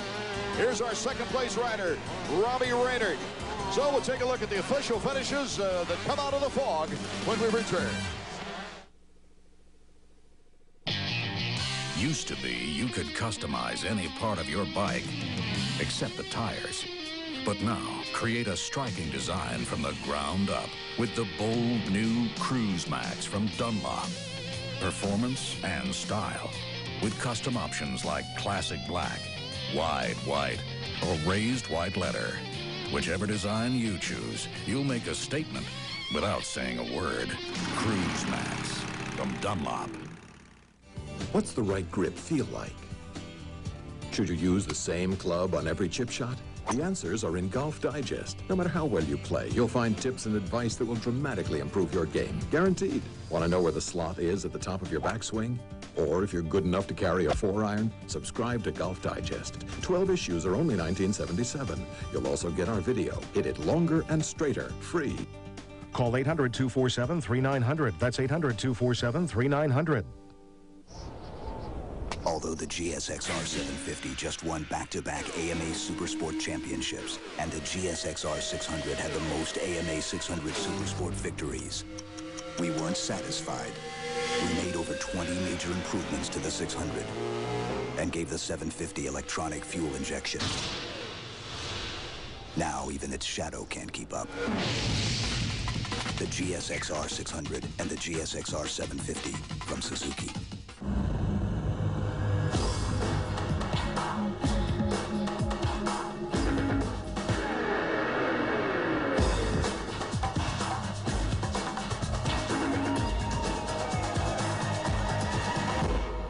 The tallest mountain in North America is 20,320 feet. Cool.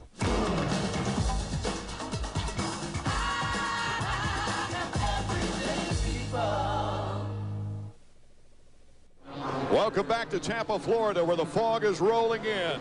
Poor weather conditions as we've just seen Ricky Carmichael win his third race of the year, 3 for 3. Robbie Raynard in second, Horton, Sellards, Keeney rounding out the top 5. And as we look at 6 through 10, let's hurry down to Marty to get Ricky's comments. Yeah, the fog is really rolling. How bad was visibility? We saw you ditch the goggles. Man, I don't know what happened. I guess they fogged up because of the humidity, man. It is unbelievable out there. I tell you what, I had to work for that one. I changed my clutch, you know, and so it wouldn't have no play, so I didn't want it to go out on me, and my left arm pumped up a little bit, and I tell you what, I had to work for that one. Them ruts are tough. Guys, he won in front of the home folks. Next week, it's Daytona. As we look at the Suzuki point standings, Ricky Carmichael continues to dominate. Robbie Raynard moving back into second place in front of Casey Lytle. We'll take a break while the 125 celebration will wind down. Coming up next, tonight's main event, the 250s. Once you get connected, you'll wonder how you lived without it. And the best way to get connected is through East Coast Communications. Paging and cellular service makes everything easier and convenient. And with cellular service from Bell Atlantic Mobile, you're getting the best. East Coast Communications carries the top lines of pagers and cellular phones. And with activation for a year, your phone is free. Plus, through March, your cell activation is free. So there's no reason not to get connected now. For safety, ease, and convenience, East Coast Communications is your local source to get connected. Catch a big one, Alex. Thanks, Grandpa. There's nothing like sharing the wonders of nature with a child. But if we don't stop the excessive use of chemicals and pesticides that can harm our environment, Hey, I got one! then this reality will become a virtual reality. Fortunately, Natural Lawn of America has developed a more effective, equally affordable lawn care alternative. It's more natural, not chemical. Can I play again, Grandpa? Natural Lawn of America. Doing the right thing has never been this easy. But everybody calls me the Rick. This is some pickle juice. This is used by Noel and Ryan to prevent blisters. Don't know if it's been medically proven, but I think it was one of those psychosomatic things. People from Texas have a lot of voodoo type of medicines, not witchcraft. And I'm not, again, I'm not trying to make fun of people from Texas. It's just, it means something to me that I have a jar of the juice. The 250 riders are already at the starting gate here in Tampa, Florida. Art Ekman along with David Bailey, and it's because of the adverse weather conditions coming in and really rolling in fast off the Gulf that we have to get things going, Davey. Right, and it's going to be the guy that's got the best fog lights, I think. The conditions are getting horrible out there. They didn't have time to work the track. The ruts are getting deeper, and the guy that gets the start and rides the smartest here is going to win this thing. And the crowd gets excited now as the umbrellas go out, so there must be some precipitation down there, Marty Reed. Well, guys, I can tell you the humidity and the fog as the 30 board goes up, it is so thick down here, you can actually feel the mist. It's not really raining. It's just that heavy of a mist right here. Jeremy McGrath leading by 53 points. Wyndham moving into second in the point standings. Button, Lusk, Emig, Ward, Larocco, all tied. Looking to battle it out for second, third, fourth, and fifth places in that point standings. This is a very important race to them as far as their standings are concerned. Can anybody beat Jeremy McGrath under these adverse conditions? The 32nd board is sideways. We're off. The main event for the 250s is underway. McGrath in good position out front. Going down was Henry. Had a great start. Art was right there next to McGrath, went down, took Albertine with him. Albertine number 7. Henry and McGrath are battling it out along with Larry Ward. It is now Larry Ward is the leader. In the back of the pack, Larocco and Jeff Emig got hung up in that first turn pile up. The battle for second place now. Jeremy McGrath, I don't know if something's wrong, but he's gone back into fourth. Well, it's happening. He's getting challenged by the aggressive riding of both John Dowd and Wyndham. Those guys weren't waiting. Jeremy will be smart right here. He's got a huge lead. He doesn't have to win this race. I'm sure he'd like to, but he's going to be smart out there. Larry Ward has put 4 good races together, highlighted by a second at Indianapolis. He made the top 5 in points for the first time this year after last week's 4th place appearance. Number 4 is our leader. There's number 8 and 9. Wyndham and Dowd battling it out with McGrath number 2. Lusk moving into the scene along with Michael Craig. Great start, David. Really good start for Wyndham and for both Larry Ward. Also Dowd. Here comes Lusk to the inside of McGrath. So McGrath's going to have to step it up. Ward with a 5-second lead on the second place rider, Wyndham. Oh, he's just gone. It's unbelievable. He just was so aggressive earlier today in practice, aggressive in his heat race, didn't get a good start. He charged up in there, even made some mistakes and recovered from those. Too early to say anything about the end result of this race, but Ward has got a great advantage. Wyndham has got an advantage over Jeremy McGrath, who moves into third around John Dowd, and Lusk is right behind Dowdy. So McGrath finally working his way into third. Now he's got sights on Wyndham. He's trying to close that gap on Ward. Emig is in 16th place. Marty Reed reports from down below. Oh, Jeremy McGrath stumbling right there. Can Lusk take advantage of it and going up and over? John Dowd. Boy, he should get some points for that. That was just a complete over the bars. That's how deep that is. You stick your front wheel down into one of those bumps. They just completely stopped. You had nowhere to go but just do a complete flip. So redoing the order, it is Ward in first place. Wyndham is picking up time on Ward. It is Ezra Lusk in third, Jeremy McGrath in fourth, and Lampson and Craig in that order. Button is next, trying for a top 5 appearance. Take another look. Well, McGrath had made the mistake, which set up this pass by Lusk, and off to the left. Dowd tried to veer off to the right, get his own fresh line, got stuck in that soft mud and just stopped him dead. So the 125 rider, who's like gunning for a West title in 125s, he's ahead by 1 point, is out of the competitive scene for a championship here tonight, it looks like. Henry is last. Emig is second to last, but here is our leader. It's no surprise that Larry Ward really is leading this race because he's done so well lately. But it is a surprise to see Jeremy McGrath right now in fourth. Ward, Wyndham, Lusk, McGrath, and Lampson in the top 5. Larry Ward turned to 102 lap times. Everything seems to be going smooth for him, except Kevin Wyndham is picking up time. And way behind these guys, Emig pulled in for a fresh set of goggles.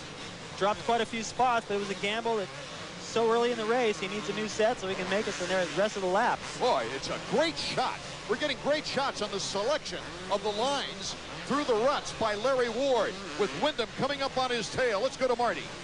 Couple of things. Larry Ward, remember, he had a great heat race in the Suzuki power plant. There must be something good in that motor now. The other thing is, remember also, McGrath had a 1 minute 10-second lap. He had the slowest of the 2 heat race victories. So maybe he wasn't holding anything back. Maybe everybody else just a little bit quicker. I think you're right, Marty. Ward and Kevin Wyndham. The big question is, can Wyndham win his second 250?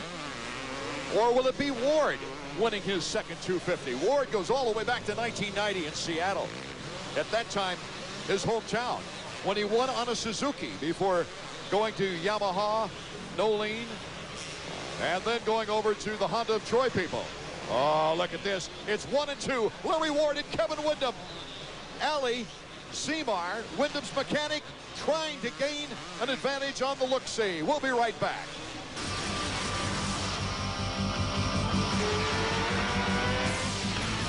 AMA Supercross is brought to you by Dunlop, simply the best for your bike.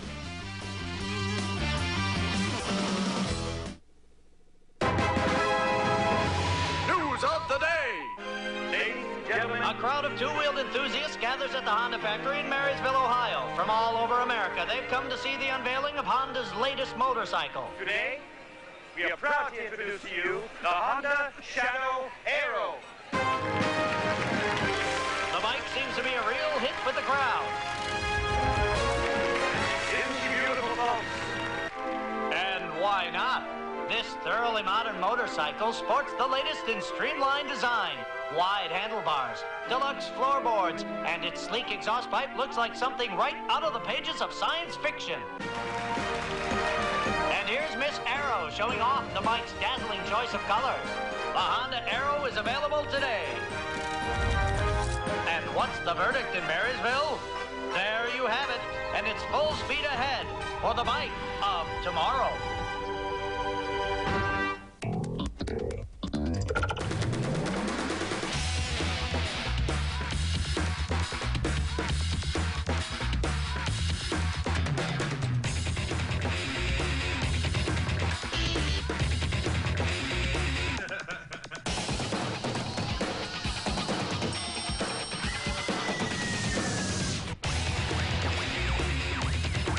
NBA Tonight, Tuesday through Saturday at midnight, only on ESPN2. Welcome back to our main event, round number 8 of AMA Supercross from Tampa, Florida. What a battle we've got going here at first place. It's Larry Ward, Kevin Windham, Lusk, McGrath, and Albee has come all the way back to 5th. Well, he was damn near last to begin this race, and he's come all the way back. So it's not just Larry Ward that's got that Suzuki dialed in. Pichon having a great semi-run. That team's starting to get things dialed in. Windham off the racetrack in the whoop section. Misses a couple of those tough boxes, jumps back on. I think that'll be okay in the ruling. Just Larry Ward. Just when it looked like things were getting good, he was going to get in there and make a run at Larry. He lost a lot of time. That'll give Larry, that's a great thing. When you got a guy catching you, what you've got to do is take the race into smaller increments. Not worry about, boy, I have to hold this guy off 16 more laps. Just think one more lap. And right there, he got a breather. Ezra Lusk in 3rd place. Albee is now moved up to 4th. And McGrath has moved back to 5th. Could this break the string of McGrath's 4 straight wins coming into this race? Ezra Lusk in 3rd. He's not going to give anything away. Now he's going to try to put Honda not just on that podium, but on the top spot of that podium. It doesn't do him any good right now where his points, with his point situation to finish 3rd, 4th, even 2nd. He wants to win every race. He's Mike Gosselaar looks out at his rider number 3, Ezra Lusk, who won the 2nd race of the year at Houston, won the 3rd race, coming from behind to beat Jeremy McGrath at Sun Devil Stadium, Tempe, Arizona. He gets the pit board. Does he have time to read it? His pit board says, have fun. I got to look at it before he put it out there. He's charging hard, and he's got the leaders within his sights. Just at the end of this straightaway, you can see him making the left at the end. That gives you inspiration. And remember what happened in Arizona. The lapped riders played a big role, and especially out here where there's really only 1 or 2 really good lines. And now Ward's lead. Phil Lawrence is out of the race. Takati Kawasaki. After such, he's mentioning to Marty Reed what went on down there on the track. 4.5-second lead for Larry Ward over Kevin Windham, as Windham now is starting to come back after the bobble. Here's our leader, number 4, Team Suzuki, Larry Ward. Windham's right there again. That's bad news for Larry, but he has ridden a great race up to this point.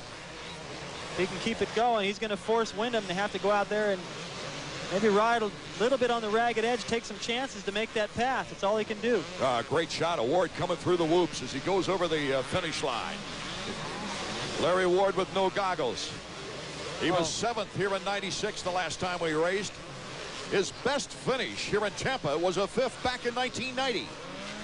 He's letting it hang out too, Art. I like to see Larry get this aggressive. He can smell a victory. I don't think he feels really threatened by Kevin. Look at that. He's got to land and pick one of those ruts. Just amazing. The guys that are doing well here tonight have just got great balance. You have to be on to ride well here. McGrath just a little bit off. Also thinking about the championship. He's just won a bunch. Why does he have to win again here tonight? I wonder if there might be something wrong with McGrath. Lamson now is making a move on McGrath. McGrath is in 5th behind Albee. Here's a 4th place for Greg Albertine. His best finish of the year was in Los Angeles at 6th. So he's on his way to a possible best finish on the season. I'm happy for him too. He's been struggling. He has had the same thing going on as Amick. He's fast, but just having all kinds of problems, being in the wrong place, the wrong time. And what's possible, Art, is Jimmy Button moving through the pack, moving up to the back of Lamson now. Wouldn't surprise me to see Button pass his teammate McGrath before the end of this race. Albertine, a difficult season, out of the top 10, fighting to get back in. The wind is whipping up now, so the fog is actually dispersing a bit here in Tampa, Florida. 12 laps to go, as you see there. And it's Larry Ward who took the lead away in the early going and has held it all the way. 12 laps is forever, too, especially in these conditions. And considering that the heat races are only 8 laps, they got a long ways to go. Wyndham has stayed right there this whole time. The lead has fluctuated little by little. Now you can see the rain beginning to fall. It is now starting to pour, so that adverse weather that we talked about earlier, we weren't talking about the fog. We were talking about a huge front of rain as the fans bring out the slickers. Jeremy McGrath battles in 5th. How will this make it more difficult now with no goggles for Larry Ward? It's going to be horrible. He's going to have a really tough time out there trying to see. It's bad either way, but when you got to start this with no goggles, it's a little bit worse. And this is going to get real interesting because these ruts, it rains really hard. Some of them will fill up with water, and then the spots where these guys were hooking up, it's going to get slicker. So the conditions are going to just deteriorate bad. And the potential for Lust to close in on Wyndham and then on Ward, the three-way battle for the lead is there. Deceiving when they fill up with water, too. You don't know how deep they've become. I've found that out before. Now it looks like they got a comedian Gallagher nearby. These guys all covering up with plastic. Larry Ward continues to lead with no goggles. Wyndham in 2nd, Lusk in 3rd, Albee in 4th, and McGrath in 5th with Lamson in 6th. Ward riding real steady, keeping those long legs out of the way. They can be an advantage in some places, but then when your bike sinks down in those deep ruts, you have nowhere left to put them. Halfway point. 10 laps to go for Larry Ward in the rain. Here's Jimmy Button, number 11. Jimmy Button moving up behind Lamson in 6th place. Just in front of him is Lamson. He's definitely picked up the pace. These guys, they really haven't made any time on McGrath. Albertine has had a problem and dropped back behind McGrath now. So Jimmy, who was in 6th place in a final, weaving back and forth at the Kingdome before his run of podiums. Here comes Huffman coming up on Button. McGrath has moved into 4th. Here's Button coming around the mechanics area, trying to hold on to that advantage. Huffman struggling. The guy's just having a tough time even trying to clear the finish line plateau tonight. Button only able to go for the single there that time. LaRocco pulls right up alongside, able to double it. Ward, Wyndham, Lusk, McGrath, and Albee. Greg Albertine. And the battle with Mike LaRocco cutting in front of Damon Huffman. LaRocco pounding it pretty hard there. He's just riding aggressive. He's doing everything he can. Try to make up for a bad start. He's going fast out there. Larry Ward now moving a 2.2 lead up to 3 on Kevin Wyndham. So Ward still is ripping it out. David, let's go down to Marty. Get down here with Lee McCullum trying to get a better view. We got the worst view in the house, but at least the fog's gone. Your boy's doing good. Yeah, he's riding really good tonight. Yeah, we do have the worst view down here, but he's trying to just keep smooth and keep his lines together, and hopefully they can hang in there. It's not over yet. And Wyndham's still strong. He's right behind him, so it's going to be a tough race. We talked about in the heat races and also in the semis, this new motor seems to be working. Yeah, it seems to be working tonight. We don't, it's hard to tell in these conditions. It's tough. Well, I know one thing. He wants to get back out there. He's having a hard time writing his messages now because the rain is really coming down, guys. Well, Larry Ward needs only one message, David.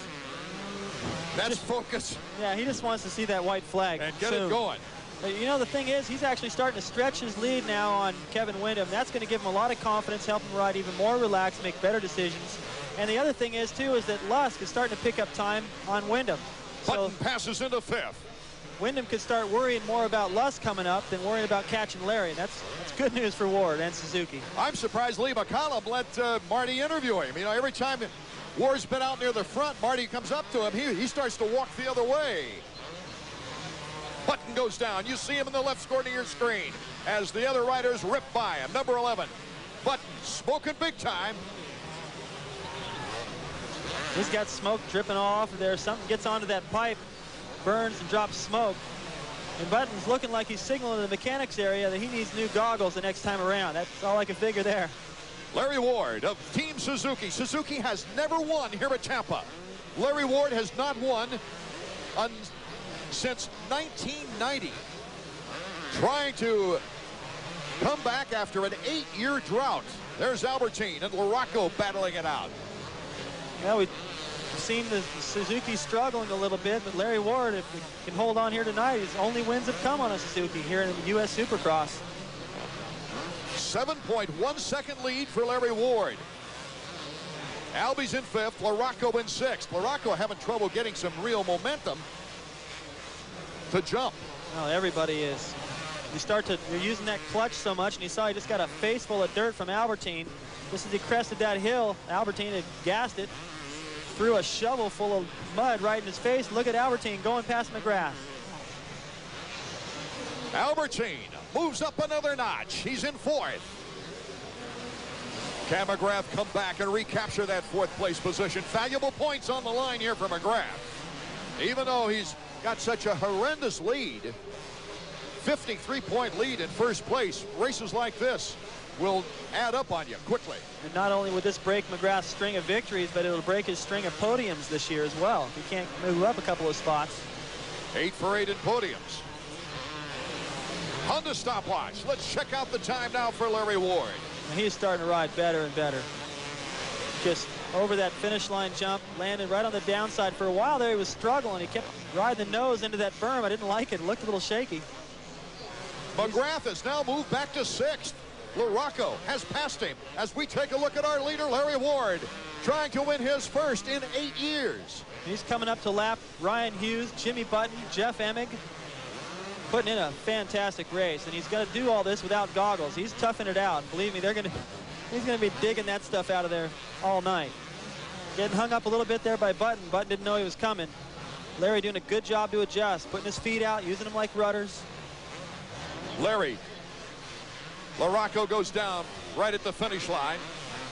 So McGrath possibly will move up another notch.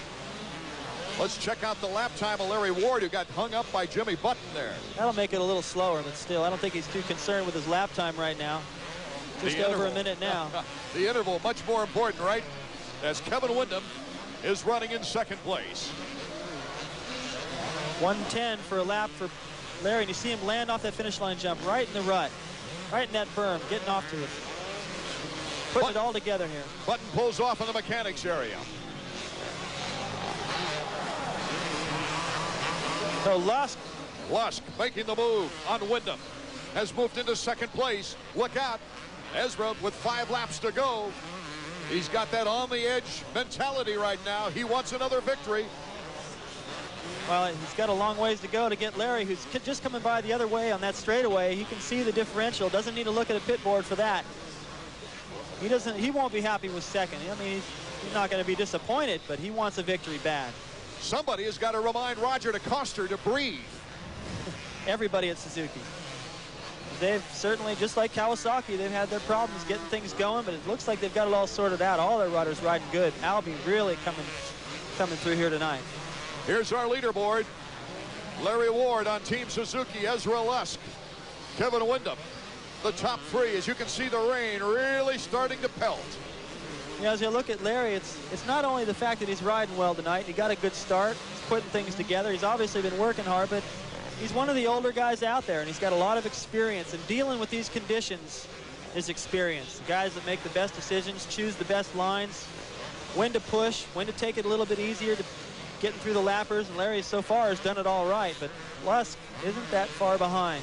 Kevin Windham in 3rd is gunning for his 3rd podium appearance. He's had 2 third-place appearances before, one in San Diego and one in Atlanta. Just jumping the simplest double we just saw Windham doing there, trying to land in that rut. McGrath has moved back to 7th place now as Larry Ward continues to lead this race, coming up on Hughes, number 10. Picking the right line is essential here in the rain. I think what McGrath is doing here is just realizing, well, I'm not on the podium, I'm not going to get this win. Let me just get through it, maintain my points lead, come back to Daytona and smoke them. Without goggles, in the rain, Larry Ward. battling it out in first place with 3 laps to go. Ward, Lusk, Wyndham, Albee in 4th. Huffman now in 5th and LaRocco in 6th. Here's David Huffman. Oh, he's had a battle on his hands. Now he's got LaRocco back there, and you can never relax. LaRocco's a great come-from-behind rider, as is Huffman. There you see, looks like Button's bike. They're trying to clear some of the mud out of the radiator. Let's go down to Marty. Yeah, mud was the problem. Button has no goggles. The bike is full of mud. They were trying to clear it out. He's blowing steam as he's pulled back out. It's just been one of those nights. The rain just almost looks like hail from our vantage point.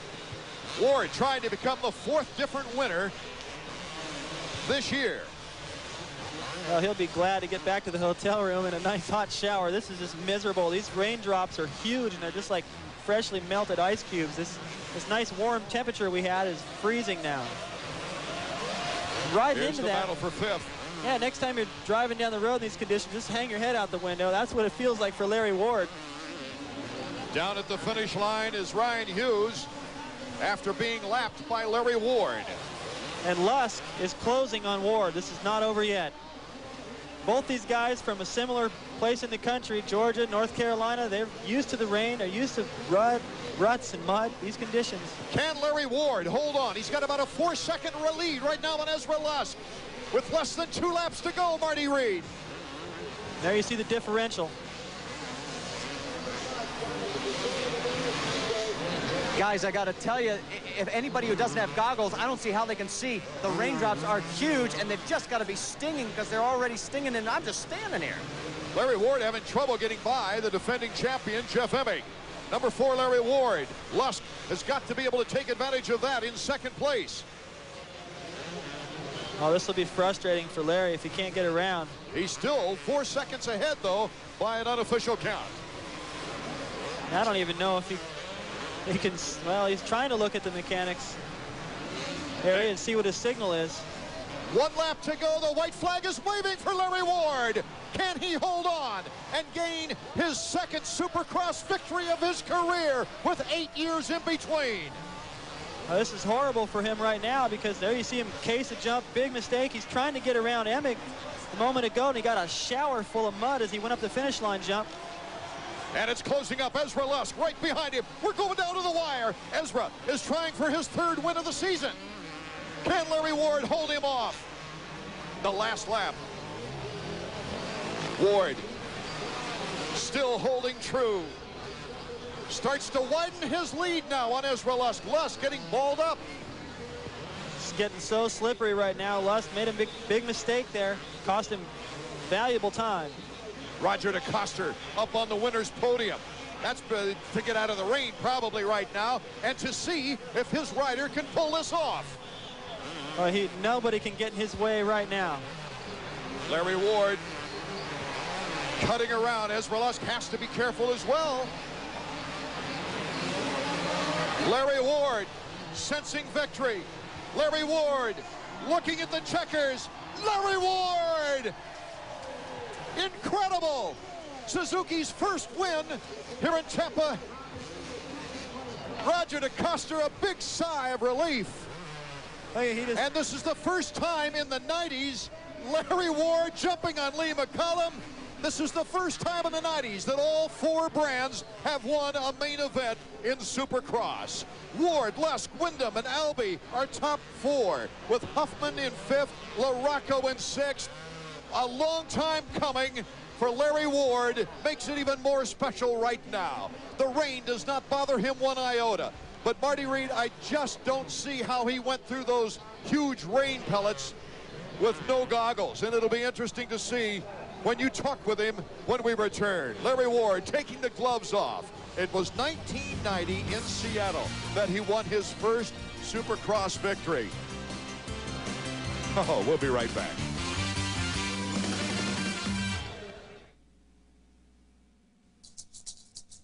On your left are the Suzuki motorcycles you want. On your right are the accessories you want. Left, bikes. Right, accessories. Bikes, accessories. Straight in front of you is the great deal you've been looking for. Now during Suzuki Fest 98, get $500 worth of accessories free and choose from great deals like 0 down or low APR financing on selected models. So march right in. Left, right. It's that time of year again, tax season. Are you prepared? Will you file your return with confidence or with crossed fingers? The Wall Street Journal Guide to Understanding Your Taxes can give you more confidence. And it's yours free with 10 weeks of the journal for just $3.90 a week. The Guide and the Journal. Necessary items during a stormy season. Call now for the Wall Street Journal, 800-248-1300. That's 800-248-1300. The world's elite in women's tennis take to the hard court in Indian Wells in the year's first $1 million event, the State Farm Everett Cup. Quarterfinal action tomorrow night at 12:30 on ESPN2.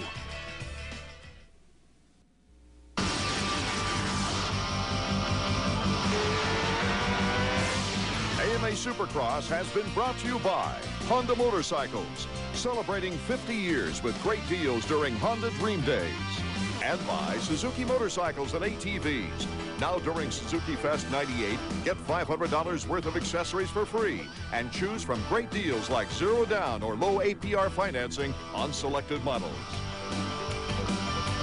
Let's go right down to Marty Reed as we return, and he's with our victor, Larry Ward. This is unbelievable. It's coming down in sheets. I have to ask you, I know how excited you were. We saw you run across the track with traffic still coming. How could you see? Thankfully, that Suzuki got me the whole shot, and it felt so good. I got to tell you, though, I know Suzuki owes all the credit, deserves all the credit. Roger got behind me, told them to hire me. They hired me, and this is a payback for them. But right now, my heart's with my sister. She's in the hospital probably right now having that baby I was talking about, so good luck, Kara. Hey, we'll wish her well, but tell me about this. I mean, we were talking about the motor all night. It's obviously doing something, but we couldn't tell for sure with all the mud. But you came up on lap traffic. How could you see in this stuff? Well, like I said, Suzuki got me a great start, and I rode smart. I got a little bit of a lead at the beginning, and you know, actually, Lusk, I think, was getting pretty close at the end. I think I almost hyperventilated. I got so nervous that last lap, but I don't know. It's a great win for me. It's a great win for Suzuki. A lot of people thought Suzuki would win a race this year with Jeremy leaving, and there's nothing makes me feel better than to come here and win on a great bike like Suzuki. Guys, I got to let him go before we both drown. What an amazing victory for Larry Ward, and it really pushes him up in the point standings. Is right now behind Jeremy McGrath. Well, here's our lists, our official results. Ward, Lusk, Wyndham, Albertine, and Huffman, the top 5, as we look at the rest of the official results. But Ward, with his victory now, moves ahead of Lusk just by 1 point, according to my unofficial quick tabulations. Wyndham just ahead of Larry Ward with 131 points with his fine finish here tonight. Let's go back down and find out Wyndham's point of view, Marty. Well, back with birthday boy and Kevin Wyndham, we said this was going to be a matter of survival tonight. We didn't know how bad it was it? It was bad. Let me tell you, it was bad. A couple of the ruts just were so deep. I don't know if people were getting stuck in them or not, but they were deep. They were way past the bottom of the floor, and they didn't lay down any plywood this weekend. So we were actually going into the floor of the stadium, and it was definitely survival. I pumped up a little bit. It was hard to hold the lines and stuff, and Yo got by me, and Ward rode just a great race the whole time. Stayed real consistent, and hold on for dear life. Guys, I just saw a bolt of lightning over my shoulder. I am going to be moving here quickly because I'm wearing this antenna. Well, history once again, and it just goes to prove, David Bailey, you never turn your eyes away from the track because anything can happen at any time, regardless of how dominating the #1 points leader is. Well, motocross is very unpredictable. Larry Ward, tired of riding that bike around, says, I'll just run over there and give him a hug. I'm really happy for him and for Suzuki. A lot of people felt like, I don't know if they've got it all together over there, but Larry Ward is giving him something to be proud of. Well, after all, the Team Suzuki crew congratulated Larry Ward. This guy that you see on the screen right now was one of the first to get up to Larry Ward to congratulate him, Marty. Ezra Lusk, that hard charging attitude you had was thrilling in this stuff. I don't know how you did it. Maybe I'll let you explain. Well, I just popped a few pain pills that Dr. Chris Berg back from TOC in Tallahassee gave me, and he wished me luck and said, hey, go for it. You know, it's just a little bone, it'll heal. And I just rode strong. All the people from Honda and Dunlop that got me out of that gate, and Fox and Scott USA, just they're the guys that did it for me. And I told you guys I'm going to give it 100% no matter what, and I'm going to go for the win every weekend. And that's all I can do from here on out. Well, we'll see you next week in Daytona. Hopefully it'll be a lot drier. Yeah, for sure. Start revving. The gate will drop any second. Who will get the whole shot in our first qualifying heat from Daytona? It's Pichon, number 7.